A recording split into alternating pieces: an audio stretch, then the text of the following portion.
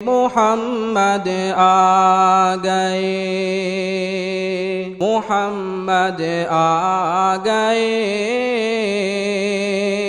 मोहम्मद आ गए सल्लल्लाहु अलैहि वसल्लम। इंडिपेंडेंट डे क्या बोलते हैं अंग्रेजी में? इंडिपेंडेंट डे, आज़ादी का दिन। ये हिंदुस्तान जो आज़ाद हुआ उसमें सबसे मेन रोल किसने अदा किया?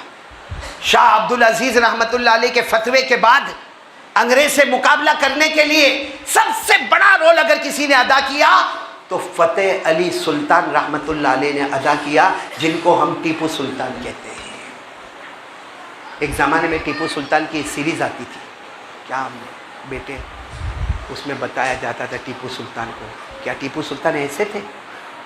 मौलाना हुसैन अहमद मदनी रहमतुल्लाह अलैह लिखते, टीपू सुल्तान यानी फ़तेह अली सुल्तान अपने वक्त के कुतुब थे, अपने वक्त के वली थे, अपने वक्त के अब्दालों में से एक अब्दाल थे। और कभी नमाज तो दूर की बात, तहज्जुद भी कभी उनकी कज़ा नहीं हुई है। वो बादशाह थे। हम में से कौन बादशाह है? हाँ, उनका हाँ, कोई हमको पूछने को भी तैयार नहीं है। एक दुकान भी अपने पास ठिकाने की नहीं, और अपन फजर की नमाज़ नहीं पढ़ते, और टीपू सुल्तान तहज्जुद की नमाज़ भी नहीं। आपको मालूम है, मैं वो मस्जिद अपनी आंखों से देखकर आया हूँ, मैसूर बोलते ना, मैसूर बोलो या मैसूर बोलो, मौलाना सईदुर रहमान में वहाँ बयान किया हूँ मैसूर में। और टीपू सुल्तान रहमतुल्लाह अलैह के मज़ार के कुछ करीब में बयान था, और मैं पूरी हिस्ट्री टीपू सुल्तान रहमतुल्लाह अलैह की पढ़कर गया था। और मुझे ये दाइया था कि मुझे वो मैसूर की जामा मस्जिद में जाना है जो टीपू सुल्तान रहमतुल्लाह अलैह ने बनाई थी।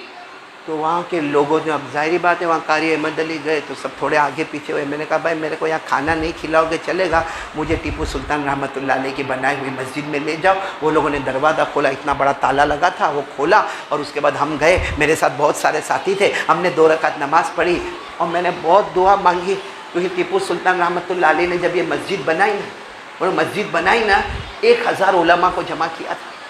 कितने उलमा थे? यानी पब्लिक तो थी, सारी जनता थी, क्योंकि बादशाह फतेह अली सुल्तान रहमतुल्लाह अलैह, जिनको टीपू सुल्तान कहते, उन्होंने मैसूर में जामा मस्जिद बनाई। बहुत लोग थे और नमाज का वक्त आया, अजान हुई।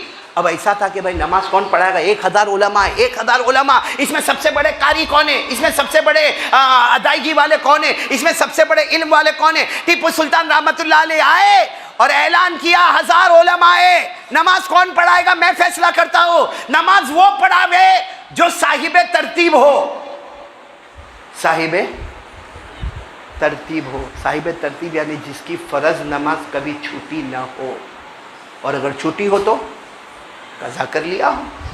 फिर कहा वो नमाज पढ़ावे जिसकी असर की 4 रकात सुन्नत कभी ना छूटी हो। आपको मालूम है, 1000 उलमा एक दूसरे का चेहरा देख रहे, आखिर में एक रोने की आवाज़ है। कौन रो रहा? खुद बादशाह रो रहे। अब मुझे नहीं मालूम था, मैं खुद ही अपनी शर्तों में आ गया। मैं वो हूँ कि बालिग होने के बाद 5 नमाज क्या, मेरी तहज्जुद की नमाज भी कभी कज़ा नहीं हुई, मेरी कभी असर की सुन्नत कज़ा नहीं हुई। आप आए और आपने आके नमाज पढ़ाई। मेरे दोस्तों, जो बादशाह हो, अंग्रेज से मुकाबला करना हो, जिसको हज़ारों जिम्मेदारी हो, उसकी तहज्जुद न जाए। और हमारे उनकी ले दे के एक दुकान उसके भी ठिकाने नहीं, फजर की नमाज में सो गया। और फिर आराम से बोलते, हुसैन का दामन नहीं छोड़ेंगे, हुसैन का दामन नहीं छोड़ेंगे। अरे कम बखत पकड़ तो सही।